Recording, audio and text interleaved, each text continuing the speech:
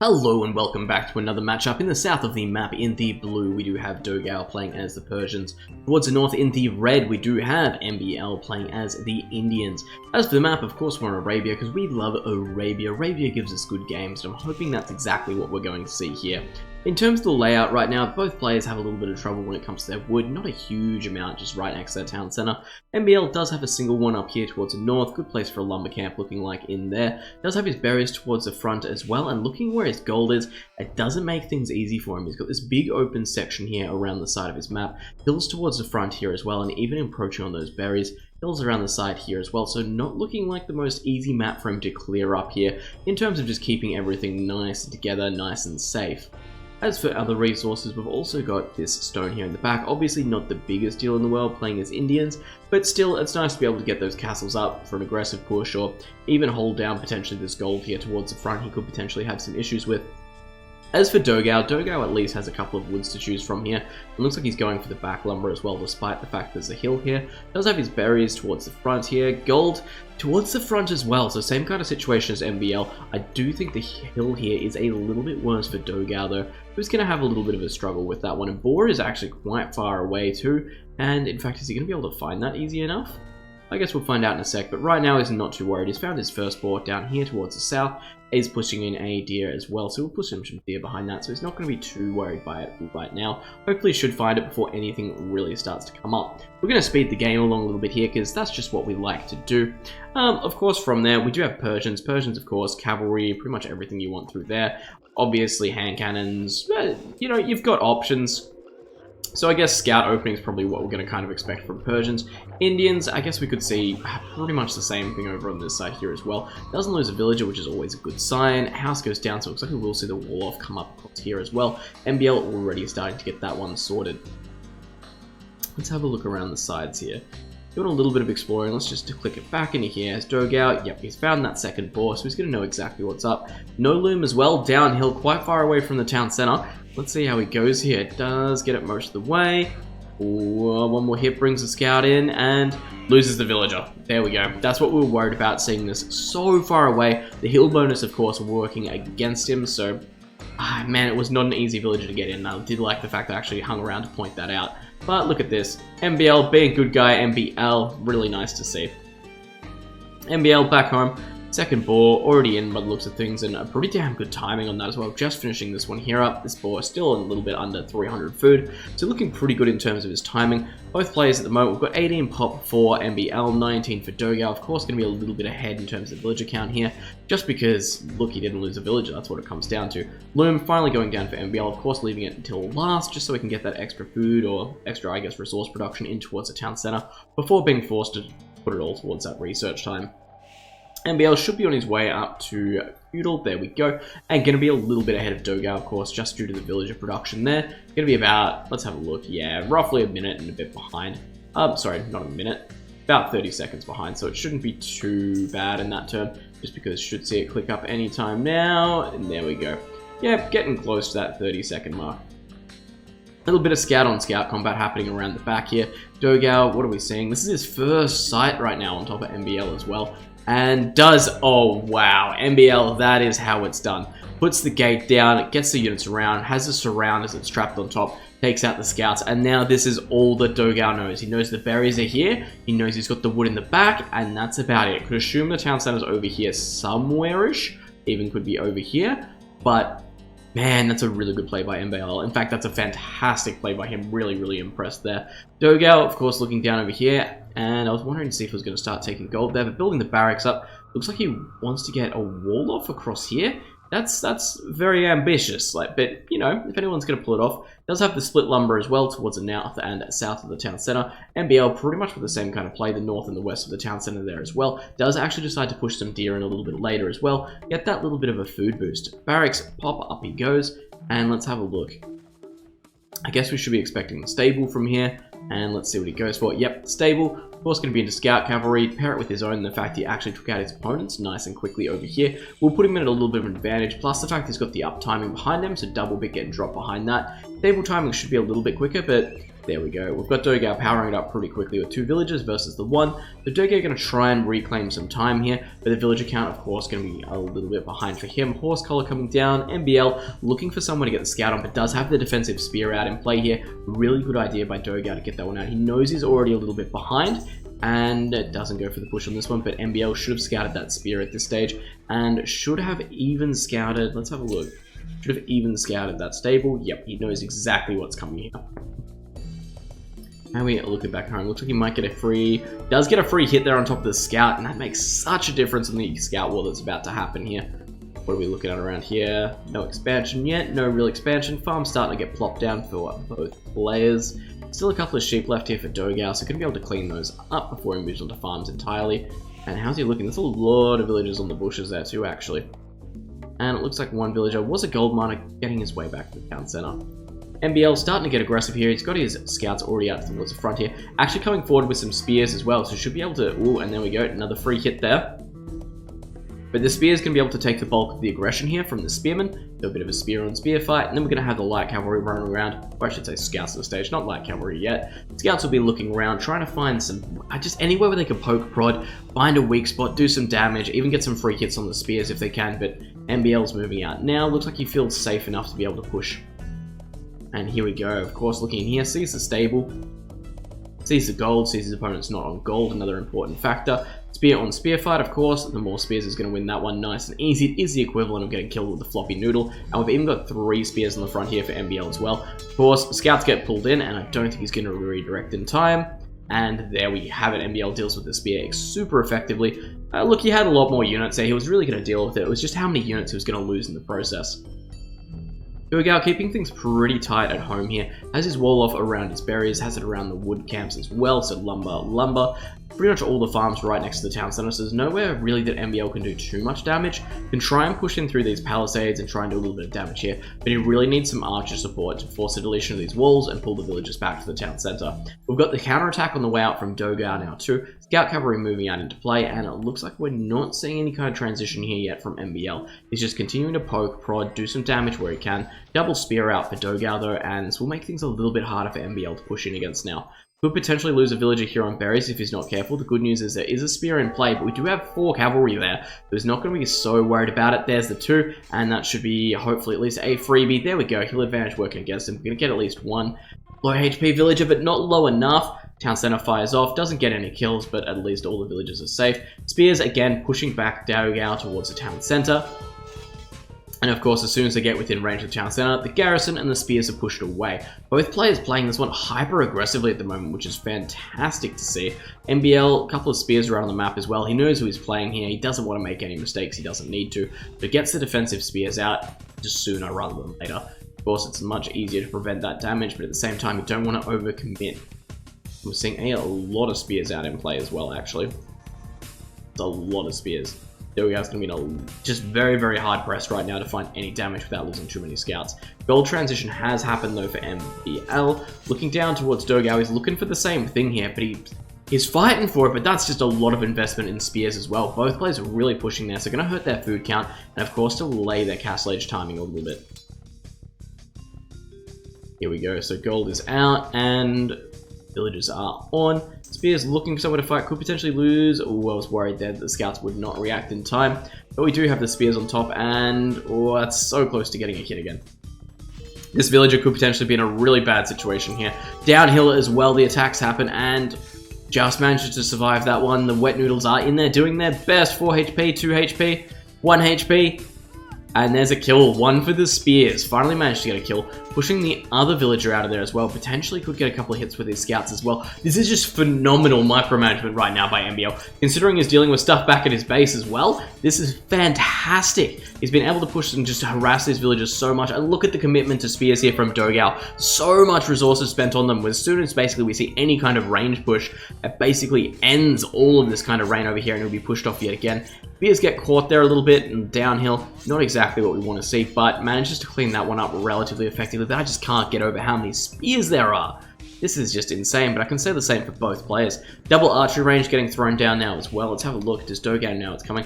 If he didn't, he definitely does now. Gets on top of the gold mines there, sees the double archer range and knows he needs to make a transition behind this. MBL already up to Castle Age as well, so in a really good situation here. He's beating his opponent to Castle Age. He's definitely got the more harass out in play at the moment. And looks like we are seeing the blacksmith get thrown up from Dogao. What's his plan? He's just about got the resources to go up to Castle Age. Archer range getting thrown down here as well. Both players doing their best at the moment to keep the pressure on. This has been a very hyper-aggressive game from both players. They haven't been leaving their armies at home. They've always had this small raiding force they've been able to go out with. Dogao, however, looks like he might be bringing some of his units home, but needs to get on night. Needs to figure out what's going on in MBL's economy at the moment, figure out what he's gearing up for. I guess at the same time, he has seen the double archery on the way up, so he knows exactly what's going on there. And look at MBL. He is just not letting up with these scouts. He's finding any push he can. But look at the amount of villages on gold here for Dogao. I think we're seeing relatively the same for MBL, but the transition to Arch has been a lot quicker for MBL, a lot smoother anyway. We've only got the second archer range getting thrown up by Dogao now, whereas MBL's already ready pretty much at Castle Age. Going to be a great situation here if you can get a nice early crossbow, get Bodkin up behind it as well, and just push it and delay all the gold income from Dogao. Where's his secondaries? He's got one towards the north of his town center here. He's got one towards the eastern front, but apart from that, this is really his only safe gold at this stage. If he loses this one here, it's already basically outside his wall-off situation, which he wanted to organize. But look at this, a couple of archers come in, and those spears are basically useless, and he's going to have to forfeit these gold here to pull back, and then wait till we see these skirmishers start to pull across as well. However, MBL, Castle Age, we should see crossbow, Bodkin arrow directly behind this, and as soon as that happens, we're going to see these skirmishers get taken down very quickly. If we've learned anything from MBL in this little play here, he knows exactly how to micromanage this and how to hold it. As soon as he has a range advantage behind it as well, should be in a good spot. Tries to get the spears into play.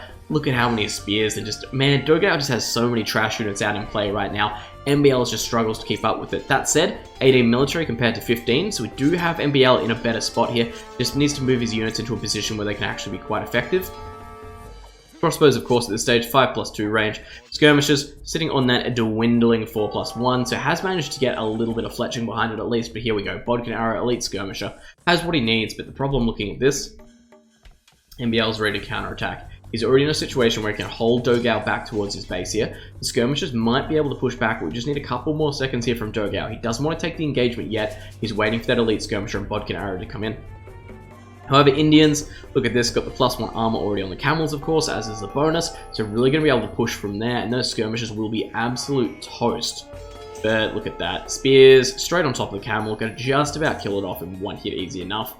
But the camels, once he gets that armor up on them, because he's got a couple of armor upgrades he can still do, throws up a town center in the back as well, wants to play this one a little bit more economical. But look at this in the back, this is great. MBL managed to clean up 3 villages looking at this one here. Gets the crossbow in there as well, forces a delete on the walls, or at least forces them to get out of there, so he can't really hold this one too much. And look at this, even comes back. He could potentially, come on MBL, you know they're there. Ah, that would have been a nice freebie as well. The skirmishers are moving out across the map, however. Camel still just surviving there, and we should see the +2. Awesome, so I've got 1+2 here on the camels as well. So, of course, going to get extremely beefy as he goes on. Can, of course, get the extra on top of there as well, so go for the +3. But behind enemy lines here, we've got Dogao trying to push back the strike force of MBL, but it just gets so difficult. The scouts with the crossbows there, with his army all the way across the map, he needs to find a way to make this essentially do some damage here the same way that MBL is doing it back at home. We've only got a 2 villager difference here, however MBL does have that second town center up.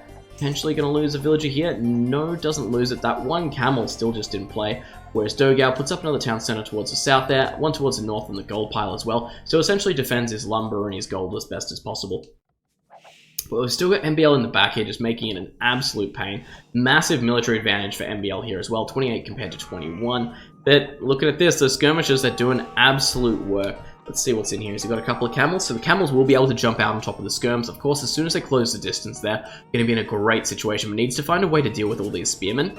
If you can separate them, get the camels behind, and here we go. Scorpion actually out as well. He knows he needs to find a way to deal with all this at the moment, and here we go. Going to try and take the fight. Spears at the moment not being directed in quite so well. The micromanagement not perfect. Scorpion gets into the fight here as well. Gets a good couple of hits on top of the skirms and on top of the spears as well. Crossbows doing their best to push this one a whack, and oof, not what you want to see here. Not what you want to see at all. We're getting into a really good situation with MBL. A really good situation.